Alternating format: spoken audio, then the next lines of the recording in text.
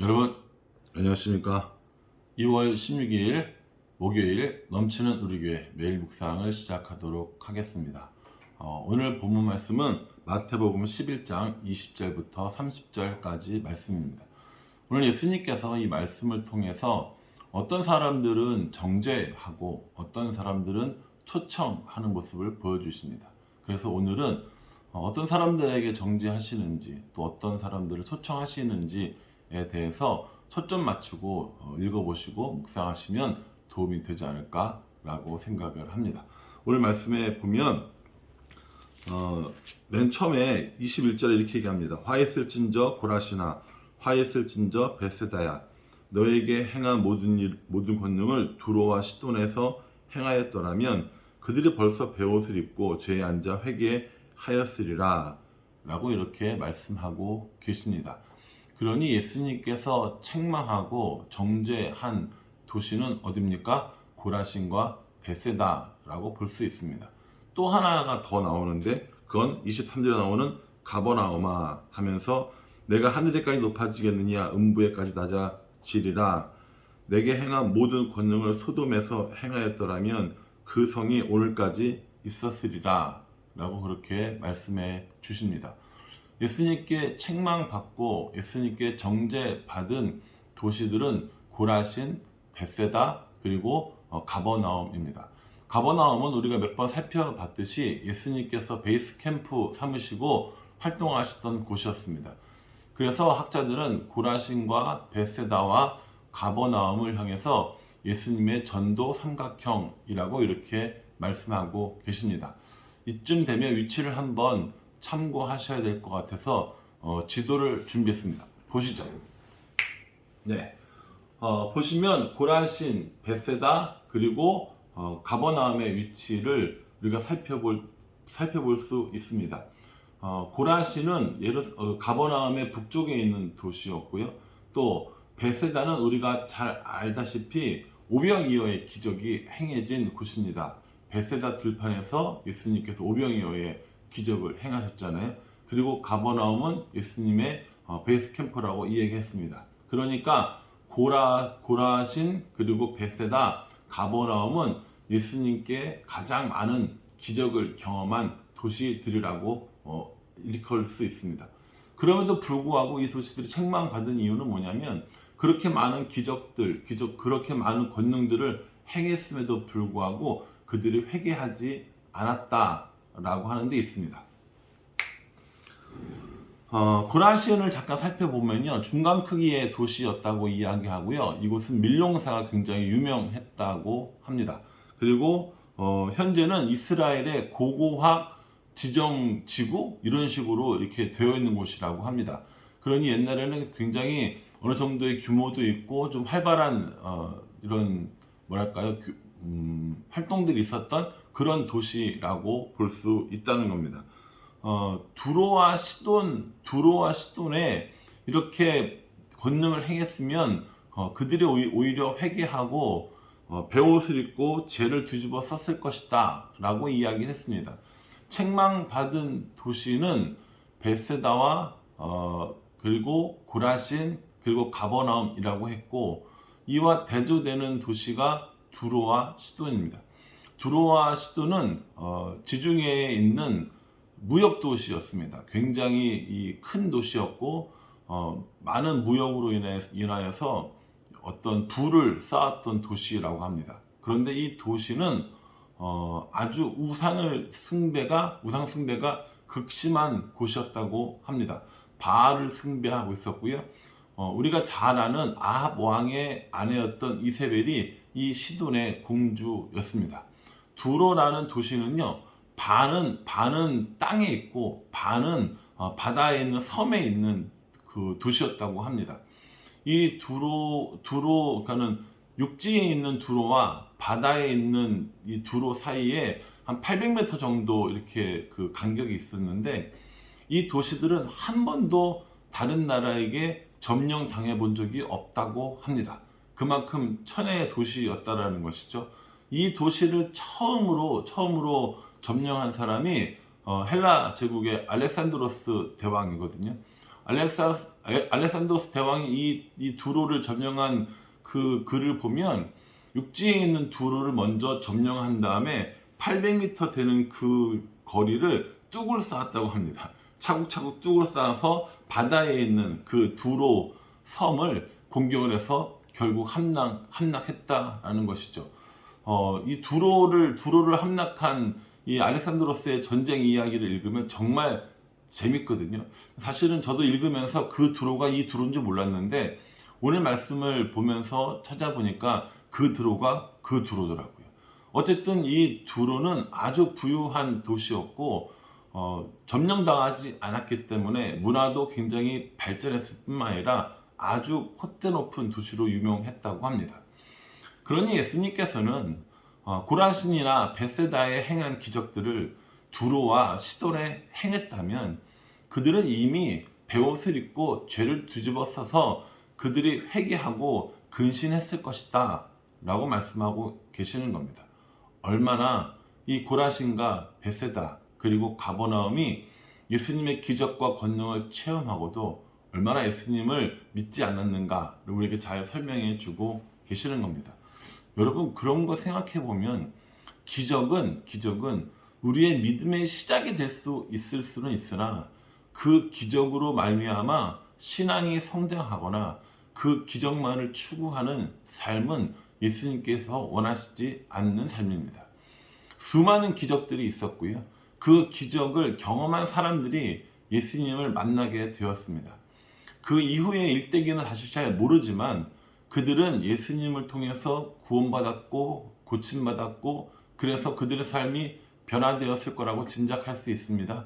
그러한 권능, 그러한 기적들을 경험한 사람들이 얼마나 오랫동안 신앙을 유지했는지 그건 잘 모르겠으나 그 기적들과 권능을 본 사람들은 다 예수님을 따른 건 아니었습니다. 홍해를 건넌 이스라엘 백성들이 모세를 향해서 어떻게 했습니까? 돌을 들었다고 우리가 지난번에 한번 살펴보았죠. 뿐만 아니라 수도 없이 많은 기적들을 체험한 사람들이 혹은 이스라엘 백성 전체가 예수님을 따르고 예수님과 함께 삶을 살았던 것은 아님을 성경 곳곳에서 보여주고 있습니다. 그럼 어떤 사람들이 진짜 예수님이 인정하는 사람이고 예수님을 따르는 사람인가? 오늘 예수님께서 초청해 주신 사람들을 보면 그것을 좀 알 수 있지 않을까 생각합니다. 예수님께서 뭐라고 얘기하시냐면 25절에 천지의 주제이신 아버지여 이것을 지혜롭고 슬기 있는 자들에게는 숨기시고 어린 아이들에게는 나타내심을 감사하나이다 라고 이야기하면서 스스로 지혜 있다, 스스로 슬기롭다 라고 이야기하는 사람들에게는 하나님의 뜻을 발견할 길이 없다 라고 말씀하셨고 오히려 어린아이와 같은 이들이 하나님의 뜻을 발견하고 예수님과 동행하는 삶을 산다 라고 말씀하고 계십니다. 그리고 27절에 보면은 내 아버지께서 모든 것을 내게 주셨으니 아버지 외에는 아들을 아는 자가 없고 아들과 또 아들의 소원대로 계시를 받는 자 외에는 아버지를 아는 자가 없느니라 이렇게 말씀하시면서 계시를 받는 자라고 이렇게 말씀해 주십니다. 계시를 받는 자만이 아버지를 알 수 있다라고 얘기했는데 여기서 말하는 계시는요 우르르 꽝꽝 하나님이 나타나셔서 나는 하나님이야 라고 하는 계시를 말씀하시는 것이 아니라 말씀 가운데 기록되어 있는 성경을 의미하는 겁니다. 계시라는 뜻 자체가 드러낸다는 거거든요. 그럼 뭘 드러냅니까? 자신을 드러냅니까? 욕망을 드러냅니까? 기적을 드러냅니까? 아니요. 말씀 속에서 하나님이 하나님 자신을 드러내는 것을 계시라고 하는 겁니다. 그래서 말씀 가운데 우리는 하나님을 알 수 있어요. 기적으로 하나님을 알 수 있는 부분이 있습니다. 저도 기적을 경험하고 기적을 체험하면서 살기를 기도하고 있습니다. 저의 살아가는 모든 순간순간들이 하나님의 기적이라고 생각을 하며 살아갑니다. 여기서 사람들이 말하는 기적은 뭔가 병이 고쳐지고 뭔가 갑자기 빵이 생기고 뭔가 바람과 바다가 멈춰지는 이런 기적들을 의미하는 거거든요. 아주 특별한 사건들을 말하는 겁니다. 저는 개인적으로 이러한 특별한 사건들이 매일같이 일어나면 못 살 것 같아요. 너무 힘들어서 못 살 것 같습니다. 그 기적들을 다 감당할 수 있을까 싶기도 합니다. 아침에 일어났는데 밥이 여기 만천이 쫙 차려져 있어요. 뭐 나가서 일 안 해도 막 그냥 뭐 돈이 우두둑 떨어지고 뭐 로또가 맨날 당첨이 되고 뭐 이런 삶을 산다고 해보십시오. 과연 그게 하나님을 기억하며 사는 정상적인 삶이 될 수 있을까라고 생각해 본 적이 있습니다. 차라리 하루하루 하나님께서 주시는 은혜, 하나님께서 주시는 말씀을 따라가며 그 말씀에 기뻐하며 살아가는 삶이 훨씬 더 복되고 기쁘고 감사한 삶이고 정상적인 삶이지 않을까라는 생각을 해본 적이 있습니다. 그러면서 예수님께서 누군가를 불러요. 누구를 부릅니까? 수고하고 무거운 짐진 자들아 라고 부르십니다. 여기서 수고하고 무거운 짐이라는 것은 인생의 짐, 삶의 짐일 수도 있고 또 율법이 우리에게 지워진 짐이라고도 볼 수 있습니다. 율법은 끊임없이 우리에게 하지 말라 하면서 우리를 그 율법 아래 메어두려고 합니다. 그러나 진리이신 예수님께서 이 땅에 오셔서 우리들에게 새로운 율법을 주시면서 완성된 율법을 주시면서 가장 바라는 것 예수님과 함께 살아가는 것, 가장 원하는 것 예수님의 말씀을 따라 살아가는 삶임을 우리에게 분명히 말씀해 주고 계십니다. 계시를 받은 자가 하나님을 알 수 있다고 했으니까 우리가 성경을 통해서 또 예배를 통해서 하나님을 알아가고 하나님을 배워가면서 그 하나님과 동행하는 삶, 그것이 진정한 신앙생활 아닌가 저도 한번 생각해 봅니다. 사실은 이렇게 매일같이 말씀을 읽고 그 안에 하나님을 발견하고 그 뜻대로 순종하면서 살아간다는 건 쉬운 일이 아닙니다. 참 어려운 일이라고 생각하거든요. 저는 신앙생활을 하는 것이 그렇게 간단하고 쉽다고 생각하지 않습니다. 노력이 필요하고 어느 정도의 애씀이 필요합니다. 그리고 그것이 몸의 습관이 되고 자연스럽게 될 때 배가 고프면 밥을 먹고 숨을 쉬려고 애쓰지 않아도 숨이 쉬어지는 것처럼 밥 먹듯이 말씀이 있고 숨 쉬듯이 기도하는 그 순간이 올 것이라고 생각합니다. 예수님께서 이 수고하고 무거운 짐진 우리들에게 뭐라고 이야기하시면 내게로 와서 쉬어라 라고 말씀하시면서 쉼을 이야기해 주십니다. 우리나라 사람들은 만나면 안녕하세요 라고 이렇게 인사하지만 이스라엘 사람들은 지금도 만나면 샬롬이라고 인사한다고 합니다. 바로 이 쉼이 예수님께서 우리에게 주시는 샬롬이고 평안입니다. 그러니 사랑하는 성도 여러분, 예수님 안에 거할 때 진정한 샬롬이 가능한 겁니다. 예수님 안에 살아갈 때 예수님의 초청에 응답할 때 진정한 쉼이 있다라고 우리에게 말씀해 주십니다. 그러시면서 예수님께서 뭐라고 말씀하시냐면은 30절에 29절 30절에 마음이 온유하고 겸손한 예수님과 함께 멍에를 메고 내게 배우라고 말씀하십니다. 내 멍에는 쉽고 내 짐은 가볍다 라고 말씀해 주고 계십니다. 멍에는 소가 밭을 갈 때 소에게 씌우는 것이죠. 그래서 이 멍에는 무거운 짐, 율법을 의미하기도 하지만 예수님께서는 그 멍에를 함께 그리고 가볍게 해주신다라고 말씀해 주고 계십니다. 그러니 우리가 율법의 멍에를 메고 살아가야 할지 예수님과 함께 멍에를 살아가야 할지 그것을 선택해야 된다고 말씀해 주고 계시는 겁니다. 사랑하는 성도 여러분, 기적은 좋습니다. 기적은 은혜고 감사한 일입니다. 그러나 날마다 기적에 기대어 살 수는 없습니다. 우리가 날마다 먹고 날마다 꼭꼭 씹어야 할 건 계시로 주어진 말씀입니다. 이 계시의 말씀을 통해서 하나님을 알아가고 믿음이 자라나고 그 하나님과 동행하면서 살게 되어지는 것입니다. 율법의 짐이 아니라 인생의 짐, 마음의 짐을 예수님께로 가져가면 예수님께서 그 율법의 짐, 마음의 짐들을 다 덜어주시고 평안함과 기쁨과 쉼을 주시겠다라고 말씀하고 계십니다. 여러분 어떤 인생의 짐을 지고 계십니까? 어떤 마음의 짐을 지고 계십니까? 그거 가져오시라고 그러는 거예요.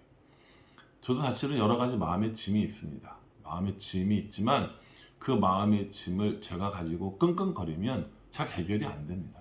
가벼워지지도 않습니다. 근데 그 짐을 자꾸 예수님에게 맡기려고 하고 예수님과 함께 지려고 할 때 진짜 인생의 평안함과 쉼이 있다고 말씀해 주시는 겁니다. 그러니 저도 여러분들도 우리들의 인생의 짐을 예수님께 맡기고 마음의 짐을 예수님께 맡기고 진정한 쉼, 진정한 안식, 진정한 평안을 누리는 삶을 살아갈 수 있기를 주님의 이름으로 축복합니다. 기도하겠습니다. 하나님 감사합니다. 저들에게 오늘도 말씀을 주셔서 하나님을 알고 하나님 말씀에 순종하게 해주시니 감사합니다. 고라신과 베세다와 가버나움에 그렇게 많은 말씀을 또 많은 기적들을 보여주셨으나 믿지 않은 사람들이 혹여 나의 모습이고 우리의 모습이 아닌지 생각해 봅니다.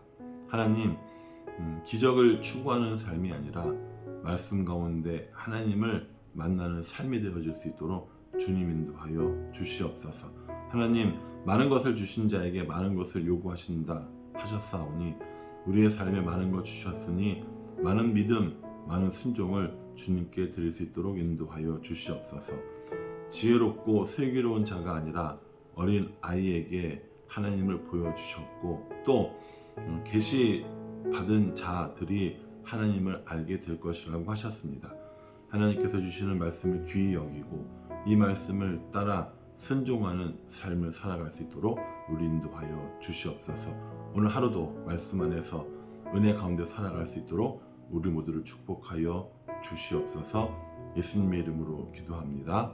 아멘. 예, 여러분 오늘 하루도 주의 은혜 안에서 말씀 안에서 승리하는 삶을 살아가시기를 주님의 이름으로 축복합니다. 감사합니다.